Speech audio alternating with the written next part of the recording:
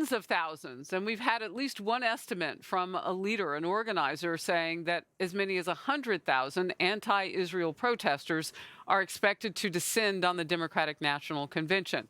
Of course, we won't know those numbers until it actually begins. But they did have a news conference a short time ago, so we're getting an idea of why the city of Chicago is now bracing for all that anti-Semitism, Jewish hate, to turn violent. Businesses are already boarding up their windows and doors. Democrats reportedly checking into hotels under fake names in fear of their safety. So you've got Democratic voters now hiding. 250 Illinois National Guard men and women are currently on standby in Chicago.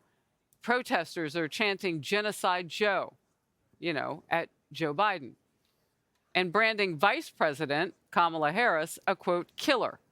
And they're threatening to, quote, bring the war home.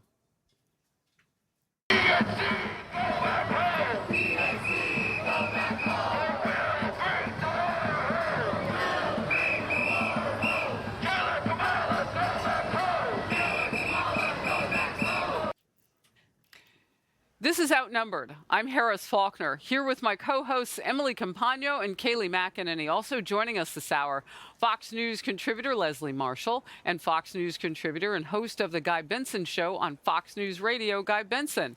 Well, Kayleigh, you and I are here in Chicago, along with, I think you are too, Guy Benson. I haven't seen you in person here yet. But a lot going on outside the walls of where we are in this convention hall. Let's get an idea. Steve Harrigan is live with the latest details of the DNC convention protesting. Steve. Harris, they're getting ready to march here, and you can tell just by looking around Union Park that it's made up of at least 200 different groups of protesters who are going to march. You have the small pockets. You have the Irish for Palestine over here. You have people here in pink shirts who are against capitalism, despite the fact that they have a lot of new megaphones and new signs and some new tables and all have matching new shirts as well. You have the pro-Palestinian group, the Intifada, back there as well. So you have pockets of groups, 10, 20, 50, a few hundred. And the concern is that some of these groups are much more radical than others. But right now, it has been orderly so far this morning as the crowds continue to gather. That was not always the case on Sunday, when one protester jumped up on stage and grabbed the mic as the delegates were arriving. Here's that scene. 150,000 people are dead.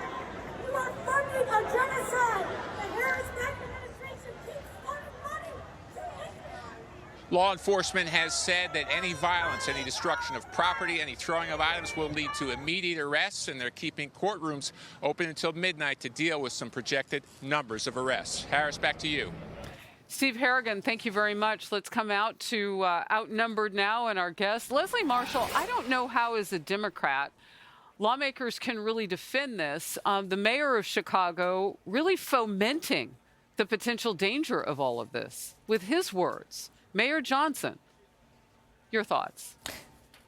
Well, when you say how can they, first of all, everyone in this country thankfully has the freedom to march peacefully via our First Amendment. But what I've said before, I don't care what your issue is, climate change, pro-Palestine, if you're left or you're right, this is not going to achieve your goal. To get a headline doesn't achieve your goal.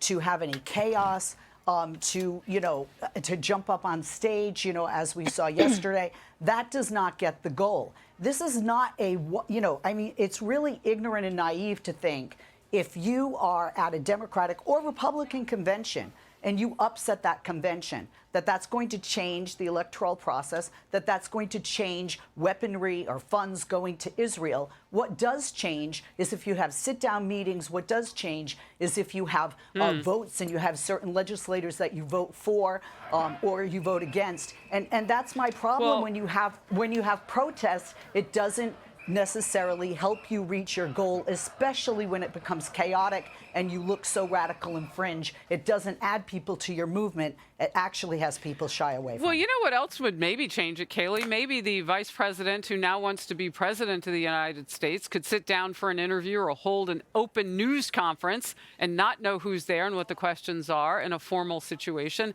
and talk about some of these issues. Harris, without a doubt, I mean, bingo, that hits the nail on the head. She's the only one one that can thread this needle, and indeed it's a needle to thread.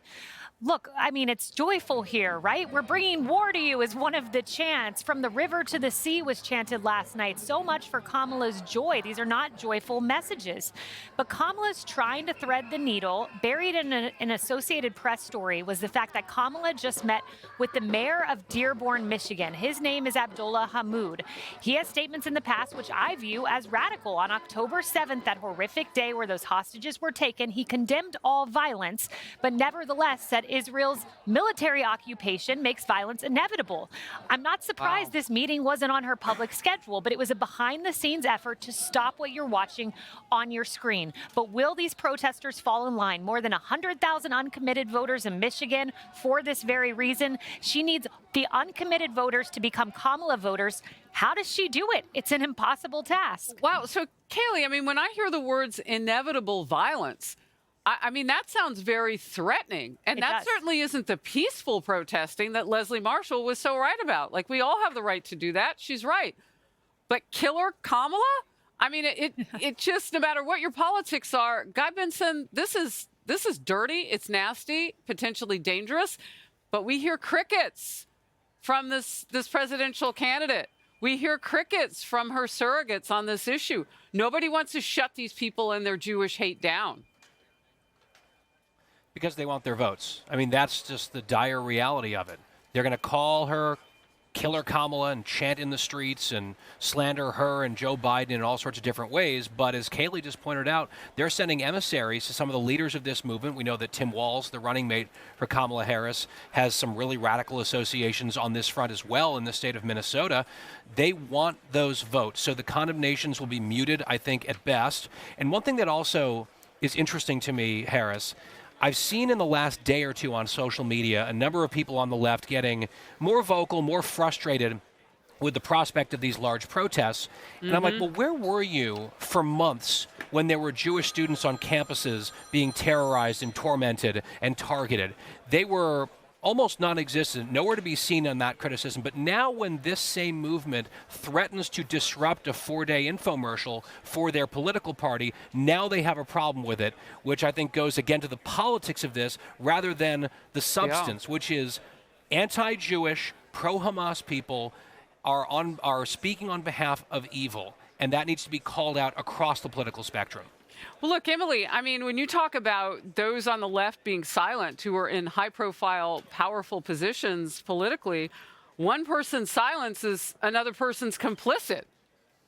Right, and I think, what we are seeing here, to be clear, is, frankly, it's an untenable protest. I mean, we just watched on our screen as one of those pro-Hamas protesters was flipping off every single police officer that walked by. And yet, remember, Kamala Harris responded to those anti-Israel chants during her Detroit rally with "Every voice matters." And I guess I'm in the minority. I don't think these voices matter in this way because they are calling for the utter destruction of human beings.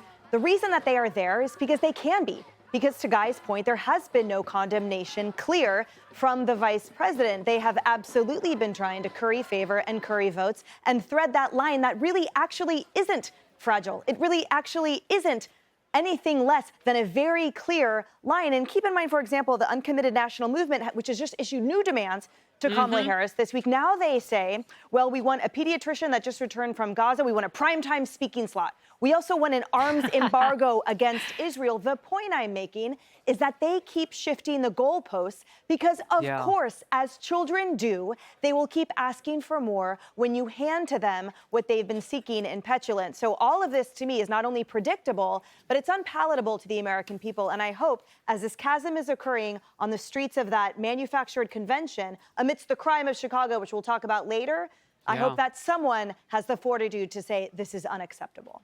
Amen. Well, we know it won't be Mayor Brandon Johnson. That's right. Because, again, if you watch the local news in the evenings here, you hear the things that he's saying about, the dissent and how he's embracing it, basically. Certainly not fighting it, certainly not condemning it, certainly not telling people to clean up their language. They're free to protest. Just don't threaten anybody's life. Hey everyone, I'm Emily Campagno. Catch me and my co-hosts Harris Faulkner and Kaylee McEnany on Outnumbered every weekday at 12 p.m. Eastern, or set your DVR. Also, don't forget to subscribe to the Fox News YouTube page for daily highlights.